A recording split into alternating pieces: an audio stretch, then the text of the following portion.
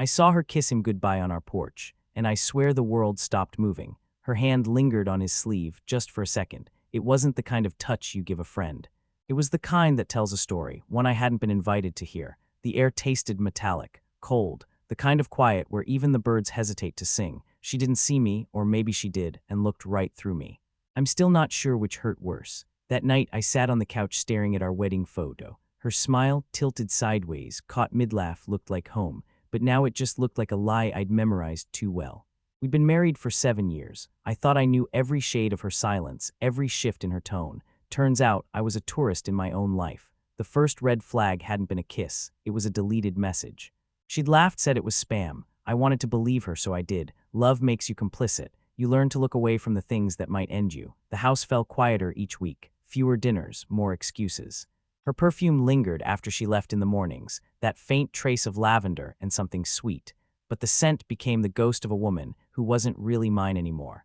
One evening, I walked past her phone lighting up on the kitchen counter. The notification banner flashed a name I didn't recognize, Len. Just 3 letters, simple, wrong. The messages were gone by the time I looked again. The chat thread was scrubbed clean. She noticed me staring and smiled, that calm, practiced smile, the kind that sealed the coffin on doubt. "Something on your mind?" she asked. I shook my head. The truth was on the tip of my tongue, but it never made it out. Weeks passed like years. I became a ghost circling rooms just to breathe her in, waiting for something to make sense again. Then came the text I wasn't supposed to see. Her phone buzzed on the table during dinner. I saw only one line before she turned it face down. "Last night was worth every risk." She froze mid-bite, my throat locked. I couldn't even breathe the word why. Later that night, I sat in the dark and pressed play on our home voice recordings, little notes we used to leave for each other through the app. Her voice filled the room, laughing, alive. I let every word stab me softly. And in between the older recordings, I found a newer one, shorter, quieter. Her voice whispered, "Delete this." Then silence, but I didn't delete it. I uploaded it, backed it up, saved every file. If she wanted to erase the story, I wouldn't let her. That night, as she slept beside me, I whispered to the dark, "I know Myra." And for the first time, I didn't flinch at her name. The next morning, sunlight hit the wedding photo again. Same smile, same frame, same lie. Only now I felt the storm quietly build behind my ribs, because knowing the truth is one thing, living with it is another. I had proof.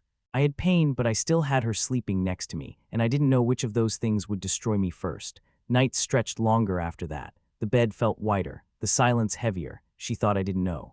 So I watched her, not to catch her again, but to understand the shape of her guilt. She still smiled at me in the mornings, humming while she made coffee, but her tune never ended. It looped nervously, like she was filling silence she couldn't stand.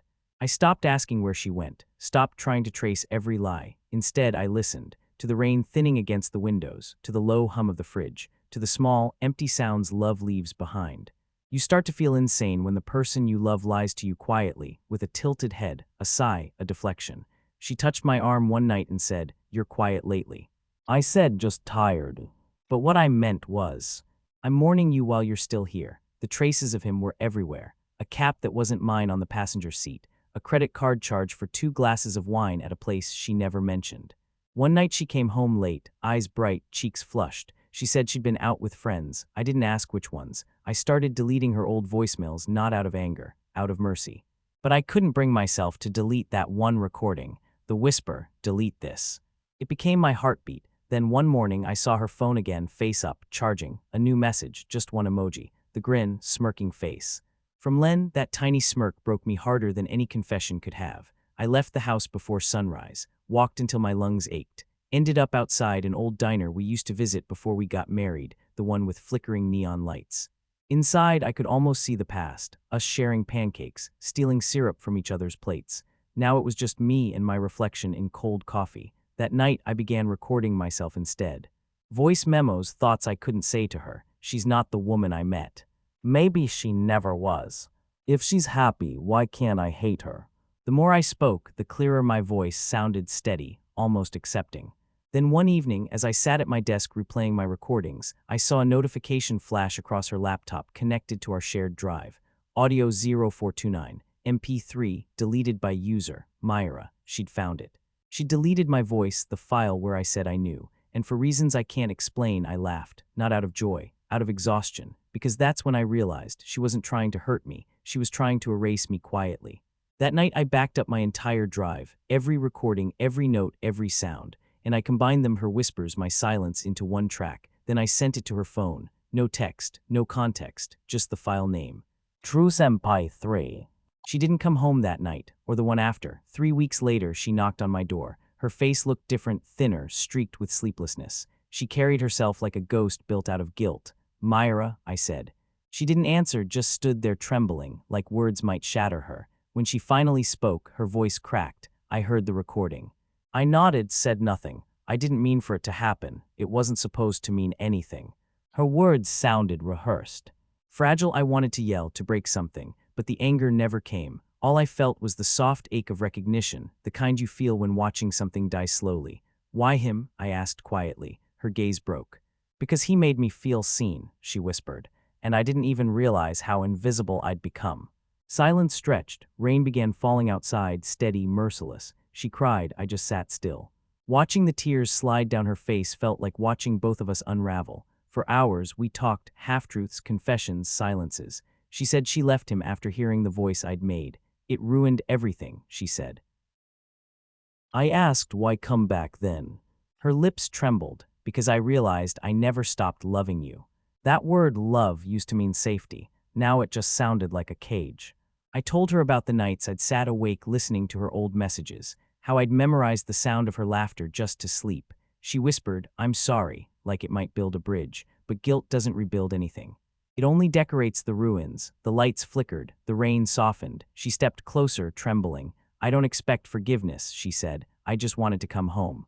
And maybe it was the rain, or the quiet, or the way her voice cracked on home, but I found myself whispering back, "You can stay, but just for tonight."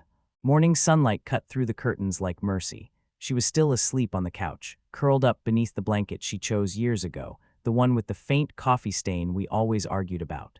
I watched her breathing, not the way I used to with affection, but with clarity. She looked peaceful, not mine, just human. The city hummed awake outside, car doors slammed, distant laughter. Life kept going. I brewed coffee 2 cups out of habit. The smell filled the kitchen like a memory that refused to fade.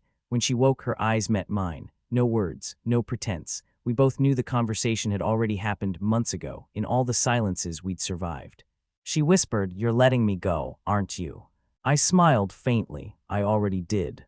She nodded, stood up slowly, and walked to the door. Her coat's zipper caught the sunlight for just a second, a small flash of gold, and then she was gone. The apartment felt lighter, quieter, empty but not lonely. I sat at my desk, opened the last voice recording, and spoke softly. She left twice, once with him, and once when I finally let her go. Then I hit save, and this time, I deleted it myself.